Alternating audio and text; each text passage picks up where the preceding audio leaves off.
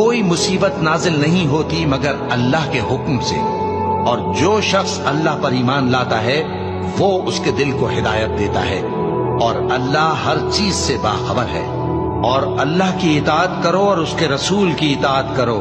بس اگر تم منہ پھیر لوگے تو ہمارے پیغمبر کے ذمے تو صرف پیغام کا کھول کھول کر پہنچا دینا ہے۔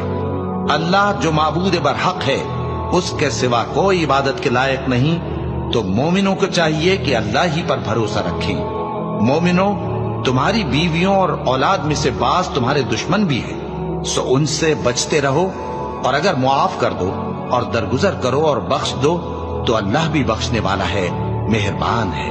تمہارا مال اور تمہاری اولاد تو آزمائش ہے، اور اللہ کے ہاں بڑا اجر ہے، سو جہاں تک ہو سکے اللہ سے ڈرو اور اس کے احکام کو سنو